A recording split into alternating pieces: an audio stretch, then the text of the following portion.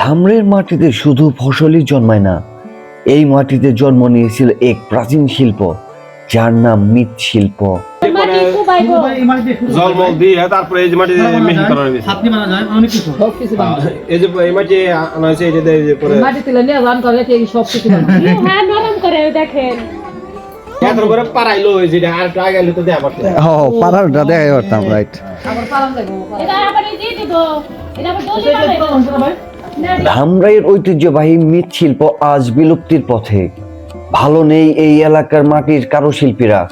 পূর্বপুরুষের পেশা ইতিমধ্যেই ছেড়েছেন অনেকেই। নেই সরকারি পৃষ্ঠপোষকতা, সংকট তৈরি হয়েছে এই শিল্পের প্রধান কাঁচামাল এঁটেল মাটির। ঋণ চাইলেও ছাড়া দেয় না সরকারি ব্যাংক, বেসরকারি সংস্থাও নিয়েছে মুখ ফিরিয়ে। সব মিলিয়ে তৈরি হয়েছে এক গভীর শূন্যতা।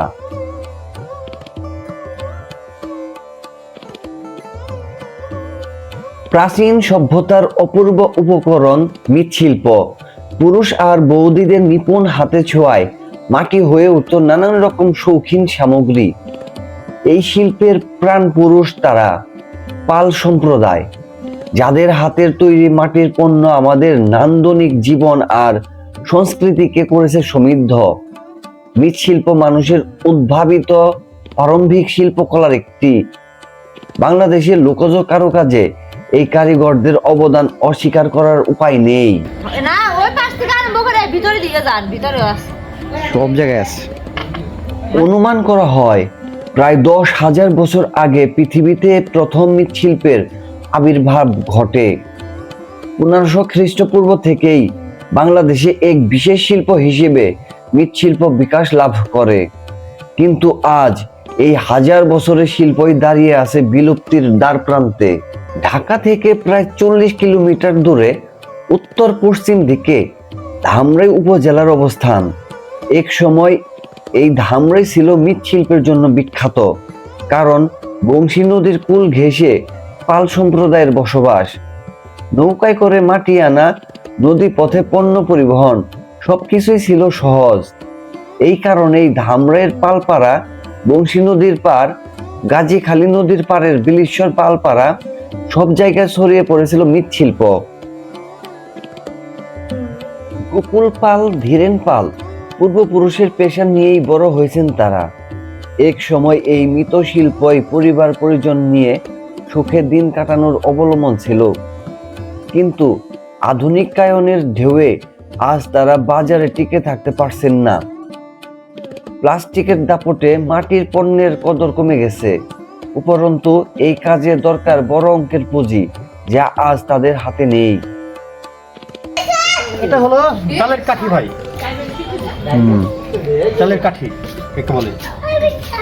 তারা আমাদেরকে জানান, বর্তমানে মৃৎশিল্প করে সংসার চালানো খুব কঠিন। বাজারের সাথে টিকে থাকার মতো সুযোগ আমাদের নেই। এই কারণে অনেকেই মৃৎশিল্প ছেড়ে অন্য পেশায় চলে যাচ্ছে। এর মধ্যে অনেকেই আছেন যারা অন্য কোনো কাজ করতে পারেন না। তারা আজ খুব কষ্টে দিন যাপন করছেন। এ বিষয়ে ধামরাই উপজেলার সমাজ সেবা অফিসার আমাদেরকে জানান, যে কোনো দুর্যোগে এই প্রান্তিক জনগোষ্ঠী সবচেয়ে বেশি ক্ষতিগ্রস্ত হয়। সমাজ সেবা অধিদপ্তরের প্রকল্পের মাধ্যমে প্রান্তিক পেশাজীবীদের সামাজিক নিরাপত্তা বেষ্টনীর আওতায় আনা, আদি পেশা টিকিয়ে রাখা এবং জীবনমান উন্নয়ন নিঃসন্দেহে গুরুত্বপূর্ণ ভূমিকা রাখবে। এখন প্রশ্ন শুধু একটাই, আমরা কি আমাদের শেকড়কে বাঁচাতে পারবো, নাকি মাটির সঙ্গে হারিয়ে যাবে মাটির মানুষগুলোর গল্প? ভিডিওটি আপনাদের কাছে কেমন লেগেছে কমেন্ট করে আমাদের জানাবেন। আর যদি ভিডিওটি ভালো লেগে থাকে তাহলে অবশ্যই একটি শেয়ার দিন। আপনাদের একটি শেয়ারই পারে এই ভিডিওটি ধামরাইয়ের মানুষের কাছে পৌঁছে দিতে পারে হারিয়ে যেতে বসা একটি ঐতিহ্যের গল্প। সাথে থাকুন সত্য গল্পগুলো ছড়িয়ে দিতে।